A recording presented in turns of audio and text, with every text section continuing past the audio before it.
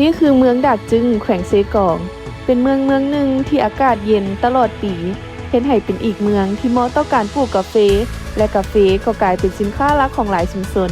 เฮ็ดให้ต่อมาก็ได้รับการช่วยเหลือจาก EU ในการช่วยพัฒนาผลิตภัณฑ์กาแฟ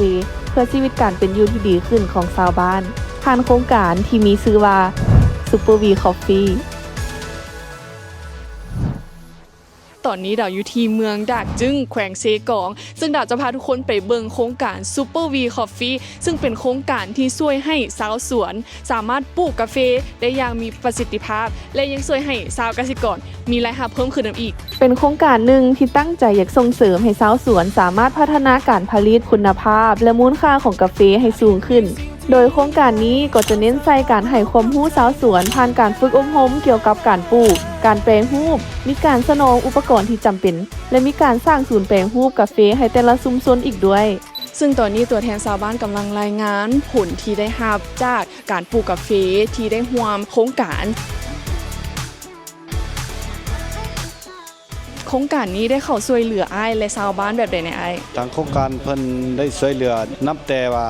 ด้านวิชาการด้านเทคนิคและนับแต่ว่าอุปกรณ์เครื่องห้องอีเฮาต่างๆโดยแล้วก่อนและหลังที่มีโครงการ Super V Coffee นี้มีความแตกต่างกันหลายหน่อยปานใดอ้ายแต่กี้บ่ทันได้มีโครงการนี่การผลิตของประชาชนของพวกเฮาก็ยังมีน้อยและการรายรับก็น้อยบ่ทันได้มีหยังแต่หันในโครงการได้เข้ามาสนับสนุนด้านวิชาการและด้านอุปกรณ์อื่นๆการแปรรูปกาแฟเนี่ยเขาเจ้าก็ได้ดีขึ้นนับแต่โครงการได้เข้ามาดีขึ้นรายรับก็สูงพ่อแม่ประชาชนเฮาคือว่าปีทำอิฐนี่ก็ยังว่าสมาชิกเขา14ครอบครัวฮอดปัจจุบันนี้ก็เพิ่มขึ้นสมาชิกเขา34ครอบครัวก็ยังว่าเขาเจ้าเห็นว่าความสะดวกอยู่ในกลุ่มเฮาและความได้มูลค่าเพิ่มเขาเจ้าก็จริงอยากมาเฮ็ดนำกลุ่มเฮาก็ภาคภูมิใจว่าดีใจหลายนำโครงการที่สนับสนุนเจ้าขอขอบใจด้วยขอบใจหลายอ้ายสำหรับข้อมูลหลังจากนั้นชาวบ้านก็ได้พาดาวรอชมสถานที่ซึ่งจะพาไปเบิ่งทั้งโรงล้างและบ่มเม็ดกาแฟโรงตากและสางเก็บกาแฟพร้อมทั้งอธิบายขั้นตอนต่างๆของขบวนการแปรรูปกาแฟอีกด้วยซึ่งทั้งอุปกรณ์และโรงเรือนทั้งหมดก็ได้รับการสนับสนุนโดยโครงการนั่นเองนี่เลยทุกคนหลังจากที่ผ่านขบวนการต่างๆหลังจากที่ขวดแล้วก็จะเอาใส่บรรจุภัณฑ์แบบนี้และเฮาก็จะได้เป็นกาแฟผู้ดอยดักจึงพร้อมขายแล้วนี่เล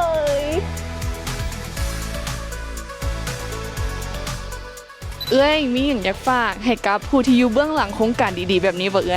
ขอบใจที่โครงการเข้ามาช่วยเหลือชาวเกษตรกรของบ้านพวกเฮานี้ขอบใจที่ว่าสนับสนุนทั้งอุปกรณ์ทั้งบอนอิ่วบอนตากหลายๆอย่างเฮาได้ไปบ้านคนอื่นอีหยังเฮาไปทัศนะไปอบรมอีหยังขอบใจขอบใจก็คือกันขอบใจหลายเดี๋ยวตอนนี้เฮาจะมาสัมภาษณ์ตัวแทนจาก EU กันยังให้อ้ายช่วยอธิบายให้เฮาฟังแน่ว่าทาง EU ได้มีส่วนช่วยเหลือกับโครงการ Super V นี้แบบใดในอ้ายเจ้าเฉพาะโครงการตัวนี้เป็นโครงการที่สำคัญเป็นโครงการเพิ่มขีดการค่าการลงทุนภายใต้กรอบในแขนงกิจกรรมในป่าไม้โดยเฉพาะเป็นกาแฟแหละพวกเขาก็ให้อุปกรณ์ต่างๆเพราะว่าโครงการตัวนี้นึงนะฮะเป็นปรับปรุงคุณภาพของกาแฟให้กาแฟดีขึ้นกับพวกเขาก็ได้ส่งเสริมการพัฒนากาแฟเพื่อความยืนยงติดพันกับสิ่งแวดล้อมบ่ให้ทำลายสิ่งแวดล้อมแล้วมีปัญหาใดแน่ที่โครงการนี้ได้ให้การช่วยเหลือและแก้ไขเฉพาะโครงการนี้นอกจากที่ว่าสนับสนุนและช่วยเหลือประชาชนอยู่ท้องถิ่นแล้วพวกเขายังสร้างความเท่าเทียมระหว่างบทบาทหญิงชายเนาะซึ่งทุกอย่างว่าแม่หญิงก็มีบทบาทขึ้นใน